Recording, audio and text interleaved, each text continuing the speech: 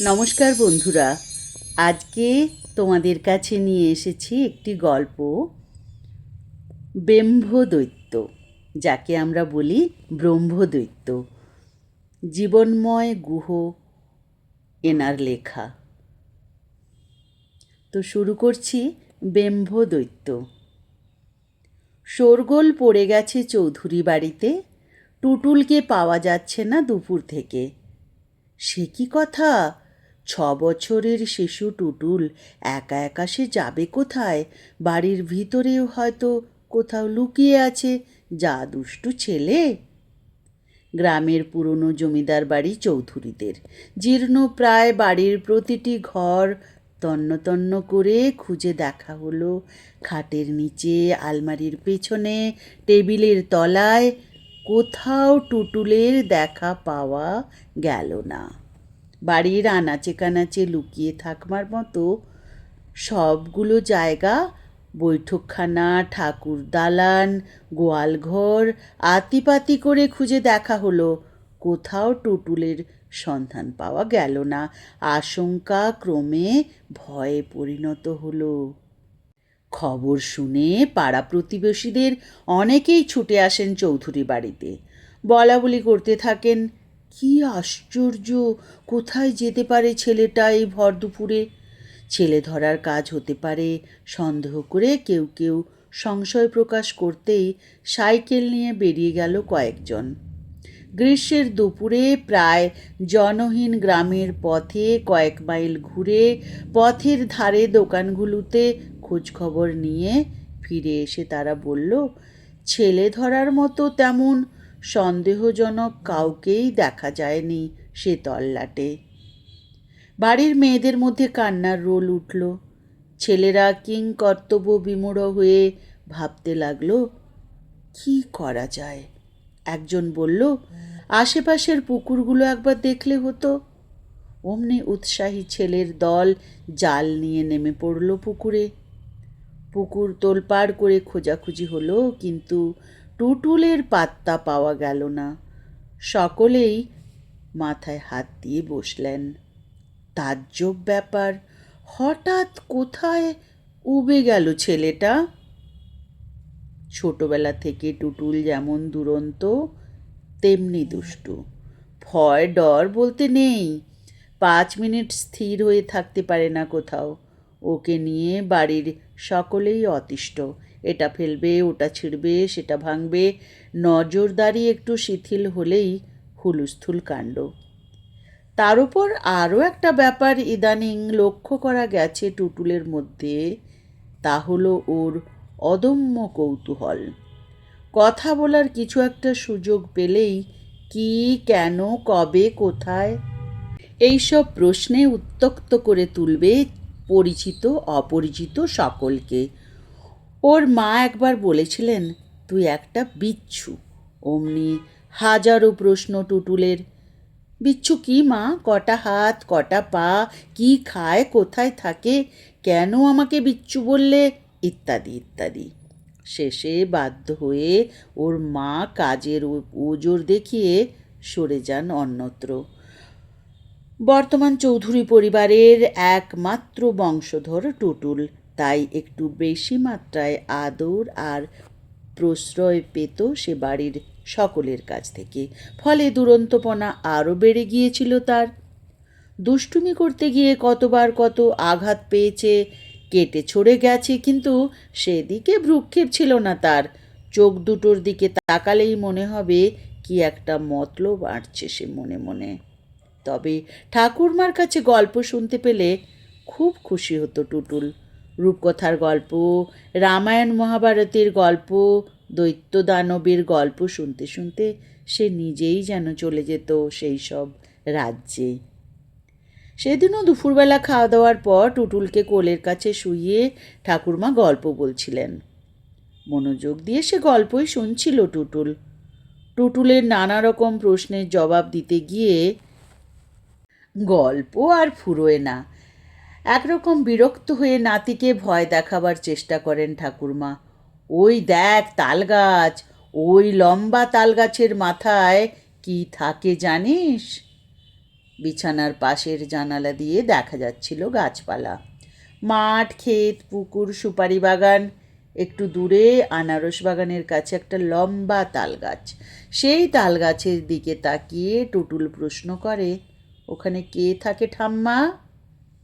ব্রহ্মদৈত্য। সেটা আবার কি? একটা বিরাট দৈত্য। দেখতে কেমন? ভয়ঙ্কর।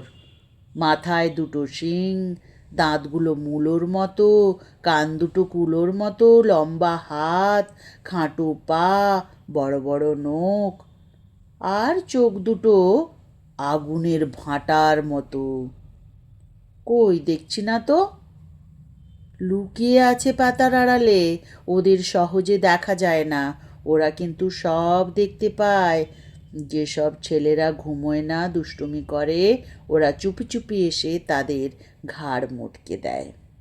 ধ্যাত, মিথ্যে কথা। মিছে নয়, দেখবি না ঘুমোলে তোকে কি করে। ঠাকুরমার কথাটা বিশ্বাস করা যায় কি না যায় তাই নিয়ে সন্দেহ জাগে টুটুলের মনে।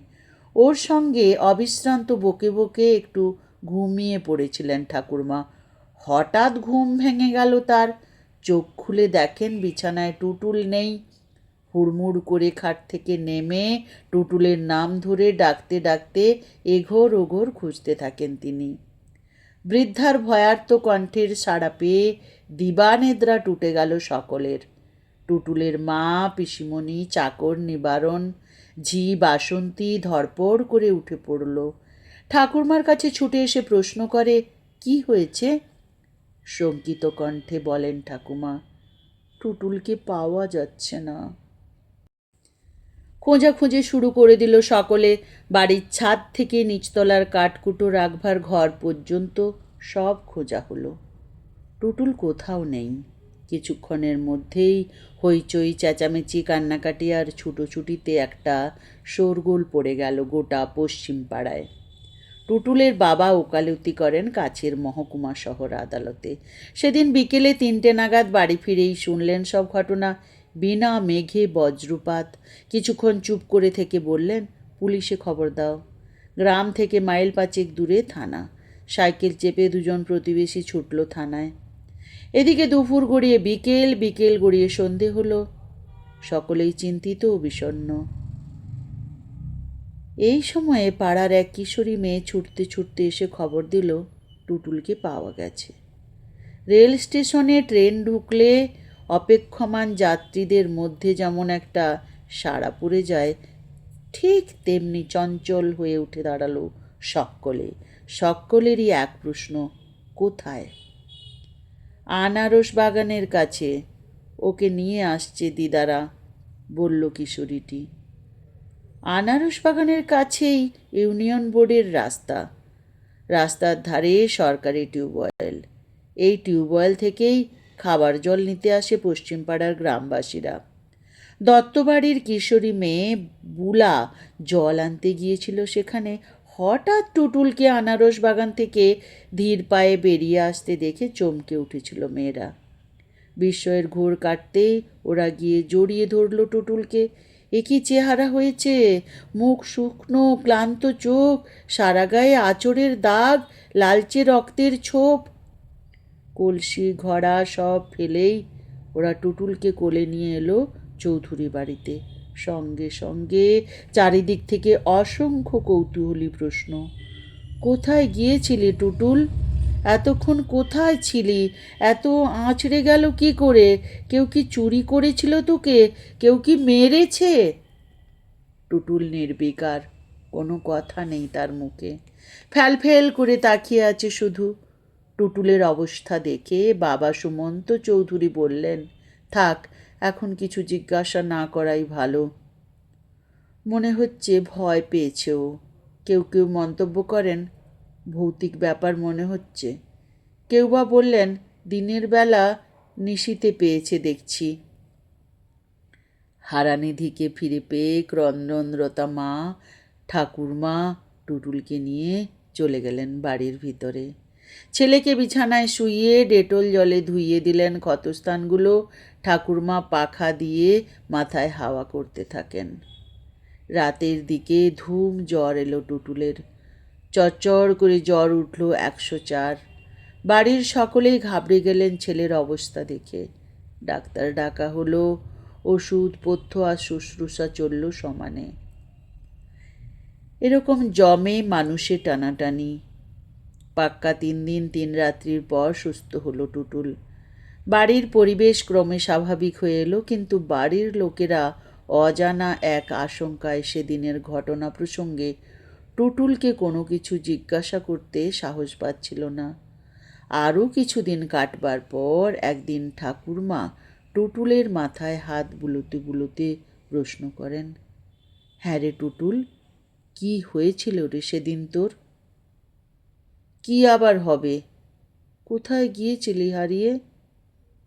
তাল গাছে সত্যি সত্যি ব্রহ্মদৈত্য আছে কিনা দেখতে গিয়েছিলাম। ঠাকুরমা যেন একটা হোঁচট খেলেন। একটা হিম শীতল শিহরণ বয়ে গেল তার সারা শরীরে। ভয়ে ভয়ে বললেন, তারপর? তাল গাছের নিচে গিয়ে দাঁড়াতেই ব্রহ্মদৈত্য লম্বা হাত বাড়িয়ে তুলে নিল আমাকে গাছের মাথায়। ঠাকুরমা বিস্ময়ে হতবাক, যেন বিশ্বাসই করতে পারছে না টুটুলের কথাগুলো। বলিস কি রে? স্বাভাবিক সপ্রতিভ ভঙ্গিতে টুটুল বলে, কত কথা হলো, কত খাবার খেলাম, কত গল্প শুনলাম, তাই নাকি? তোর ভয় করলো না? ভয় আবার কি? ব্রহ্মদৈত্য তো আমাকে ভয় দেখায়নি, শুধু জিজ্ঞাসা করেছিল সে যে ওখানে থাকে তা কে আমাকে বলেছিল। আমি বললাম ঠাম্মা। মনে মনে দুর্গা নাম জপ করতে থাকেন ঠাম্মা। টুটুল নির্ভয়ে বলে যায়, বেশ মজা লাগছিল তার গাছের মাথায় বসে। কত দূর অবধি আমি দেখতে পাচ্ছিলাম, সেই নদীটা পর্যন্ত। একসময় বাড়ির কথা মনে হতেই বললাম, এবার আমাকে নামিয়ে দাও। অমনি হাত বাড়িয়ে নামিয়ে দিল, আর আমি বললাম, খুব ভালো লাগলো। সে বলল, আবার আসিস, যখন খুশি আসবি। ঠাকুরমার ভয় মিশ্রিত বিস্ময় বেড়েই যাচ্ছিল। তিনি প্রশ্ন করেন, তোর গা হাত পা অমন আঁচড়ে গিয়েছিল কি করে? বিজ্ঞের মতো টুটুল বলল, আমি তো প্রথমে টেরই পাইনি। ওই তাল গাছে উঠতে আর নামতে করাতের মতো তাল পাতার মোটা ডাঁটিগুলো লেগে হয়তো ছিঁড়ে গেছে। ভয়লেশহীন ডান পিঠে নাতির ভয়ঙ্কর কথাগুলো শুনতে শুনতে ঠাকুরমার চোখ দুটো বিস্ফারিত হয়ে সেই তাল গাছটার মাথায় আটকে গেল, আর পলক পড়ল না। গল্পটি এখানেই শেষ হলো। কেমন লাগলো অবশ্যই কমেন্টে জানাতে ভুলবে না। অনেক দিন আমি ভূতের গল্প বলিনি। আজকে অনেক দিন পর আমি আবার একটা ভূতের গল্প নিয়ে ভিডিও পোস্ট করলাম। ভালো থেকো। আবার আমি আসবো অন্য কোনো গল্প নিয়ে। কেমন? আসি তাহলে।